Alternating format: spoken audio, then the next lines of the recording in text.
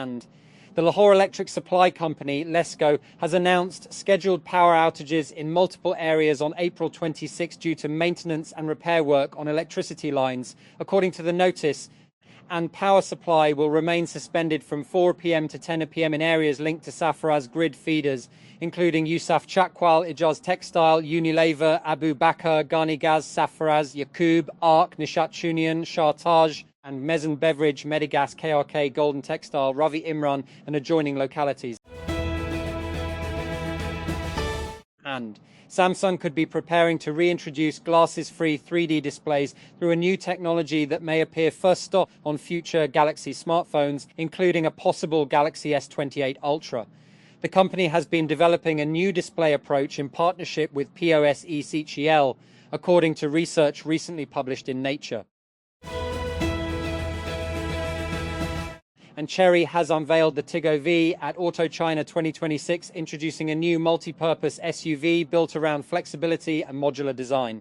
And the Tiggo V is the production version of the T1TP concept showcased in 2025 and carries forward its core idea of a transformable vehicle. And it is offered as a 7-seater in its standard form, but can be reconfigured into multiple layouts, including cargo-focused and pickup-style configurations, making it one of the most versatile models in the Tiggo lineup. And the US State Department has ordered a global push to bring attention to what it says are widespread efforts by Chinese companies, including AI startup DeepSeek, to steal intellectual property from US artificial intelligence labs. And according to a diplomatic cable seen by Reuters, the cable, dated Friday and sent to diplomatic and consular posts around the world, and instructs diplomatic staff to speak to their foreign counterparts about concerns over adversaries' extraction and distillation of US AI models. A United States naval blockade on Iran is strangling the Islamic Republic's main economic corridors, leaving Tehran facing a looming oil storage crisis and its citizens grappling with rising food prices and surging unemployment. Yet unless Washington is prepared to impose its naval blockade for months longer, it will be difficult to completely dismantle an Iranian economy that has spent years adapting to US pressure and crippling sanctions. And here comes another one. From his guard booth, Benito Hernandez enthusiastically waved another car into the overnight car park, but the latest vehicle, like the others before it, drove straight past. And Washington, D.C., Donald Trump, whose political career has been built in part on deriding the United States press, is set to attend his first White House Correspondents' Dinner as president. Saturday's event continues a decades-long tradition dating back to 1921. Still, the black tie gala held in Washington, D.C. remains a divisive event. And Snabbit, an Indian instant house help startup, is close to raising fresh funding at a valuation of around $400 million in a round, led by Susquehanna Venture Capital, TechCrunch has learned. And the Bengaluru-based startup is in talks to raise around $50 million in the round, according to 3 people with knowledge of the deal. One of the people added that the round could be around $55 million or higher, and as strong investor demand may prompt the company to raise more than initially planned.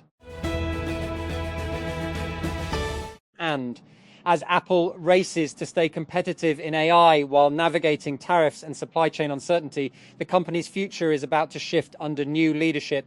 On Monday, Apple announced that John Ternus will take over as CEO later this year, succeeding Tim Cook. And you open your phone to check the time or a quick message.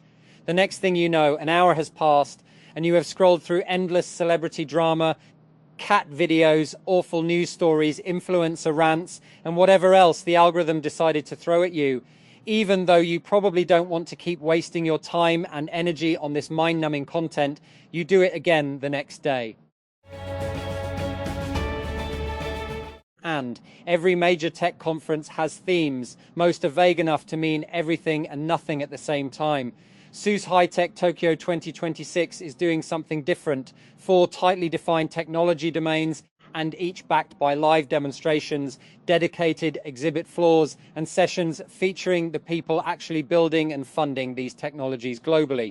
And TechCrunch is partnering with Sushai Tech Tokyo 2026 as an official media partner, and then our startup Battlefield team will be on the ground selecting one standout semi-finalist from the Sushai Tech Challenge to advance to the TechCrunch Disrupt Startup Battlefield 200, one of the most prestigious launch pads in tech. And here's what's on the floor. That. Researchers in Saudi Arabia have developed a cooling system that works without electricity by using salt and solar energy. The technology was created by a team at King Abdullah University of Science and Technology, QUAST, and is designed to reduce dependence on conventional air conditioning systems. And the Foreign Office FO said on Saturday that Pakistan had successfully launched an indigenous satellite electro-optical from China's Taiwan Satellite Launch Center, terming it a significant milestone. And the Pakistan Space and Upper Atmosphere Research Commission, SUPARCO, has successfully launched its indigenous electro-optical satellite, EO3, from the Taiwan Satellite Launch Center, and marking another significant milestone in the nation's space capabilities, it said in a statement posted on the social media platform X.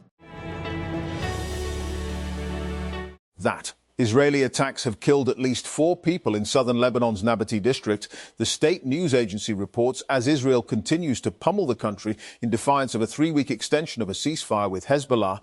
In a statement on Saturday, Lebanon Ministry of Public Health's Emergency Operations Center said 2 Israeli raids on a truck and a motorcycle in the town of Yomor al-Shakif killed 4 people. The Lebanese national news agency reported.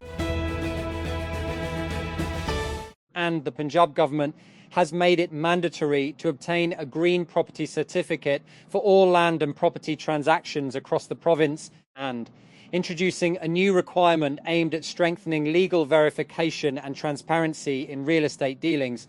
According to the Punjab Land Records Authority, PLRA, the certificate will be required before completing any sale and purchase or transfer of property. As part of its initial rollout, the certificate is being offered at a concessional fee of 900 dirhams for a limited period.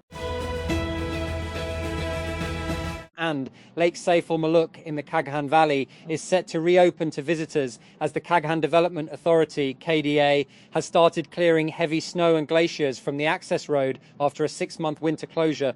The lake, located at a high altitude, remains inaccessible during winter due to heavy snowfall. With snow removal now underway, authorities expect tourists to regain access once the route is cleared. And Islamabad. A local court on Saturday rejected the National Cybercrime Investigation Agency's NCCIA request for the physical remand of journalist Fakhru Rehman and instead sent him to jail on judicial remand. And Rehman was arrested a day earlier under the Prevention of Electronic Crimes Act, PECA. According to an NCCIA First Information Report, AFR, dated April 20, and the journalist was one of the 9 accused of false and misleading information against state institutions through the social media platform X. That. When bombs started falling on Tehran in February, we heard much about the political ramifications, including the death of Ayatollah Ali Khamenei, Iran's supreme leader. But what about the ordinary people who call the capital? And Iran has resumed commercial flights from the capital, Tehran's international airport, for the first time since the United States and Israel attacked the country 2 months ago. Iran's state-run television reported that flights for Istanbul, Muscat, and the Saudi Arabian city of Medina took off from Tehran's Imam Khomeini International Airport on Saturday. And Sindh Sports and Youth Affairs Minister Sardar Mohammad Bakhsh Mehar has announced a major step toward forming the Sindh cricket team for the upcoming Pakistan Cup, introducing a merit-based selection process at the divisional level. In a video statement, the minister said, "The Sindh government will conduct structured trials across all divisions to identify talented cricketers for the provincial team." And Goods transporters across Pakistan have announced a 10% increase in freight charges following the government's latest hike in petroleum prices, citing rising operational costs. Pakistan Goods Transport Alliance President Malik Shehzad Awan said the decision was taken after repeated increases in diesel and petrol prices significantly raised expenses for transporters nationwide. Pakistan has announced a provisional squad for the triathlon event at the upcoming Asian Games. As the country begins preparations for the continental competition, the initial squad, selected after early trials, includes Shahrez Khan, Hamza Asif, Sana Arif and Ayesha Waqas. Officials confirmed that this is only a preliminary list, with further trials expected to expand the pool before the final team is announced. Islamabad. The path for the launch of 5G in Gilgit-Baltistan, GB, has been cleared as policy directives for trials have been approved, with 4 telecommunication operations expected to begin testing soon. The GB Council, chaired by Prime Minister Shehbaz Sharif, has approved the summary to launch 5G test trials in the region. The approval is expected to be received by the telecom sector regulator in the coming. And India will bid to host the 2038 Asian Games in Ahmedabad. The country's Olympic chief told Reuters on Saturday in its latest push to stage elite multi-sport events. The world's most populous nation will stage the 2030 Commonwealth Games in Ahmedabad and is also bidding for the 2036 Olympic Games in the Western Indian city. And Google plans to invest up to $40 billion in Anthropic while supporting the AI company's growing computing needs, according to a Bloomberg report. The report said Alphabet's Google unit is prepared to invest $10 billion immediately at a $350 billion valuation for Anthropic. And X has officially launched XChat, its standalone messaging app, to the public on Friday. The app is initially available on iOS devices and allows users to connect with their X contacts for messaging, file sharing, audio and video calls, and group chats.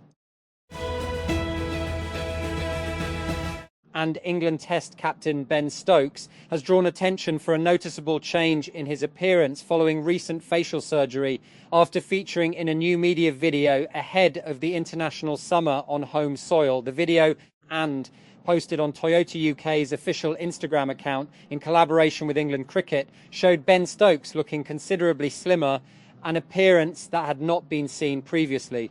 And the clip was released to showcase England's new Castor kits across all 3 formats. And the City Traffic Police has decided to take stricter action against repeat traffic violators as part of efforts to improve road discipline and ease congestion. According to officials, motorcycles of individuals who repeatedly violate traffic rules will be impounded starting Monday. The move is aimed at ensuring compliance with traffic laws and discouraging habitual violations. And Punjab Traffic Police has launched a public awareness campaign urging motorcyclists to install and use indicators, highlighting both safety concerns and financial penalties for violations. And the campaign emphasises that riding a motorcycle without functional indicators can result in a fine of £2,000, while installing indicators costs around Rs 400. According to the awareness material, and lack of indicators increases the risk of accidents and poses a danger to both riders and other road users. And Islamabad. 4 members of a family, including a woman and a teenager, were gunned down in the capital's suburbs, a police official said on Saturday. According to the police official, the incident occurred in a house located in the Jangi-Sidon area, adjacent to sectors I-15 and I-18 of Islamabad.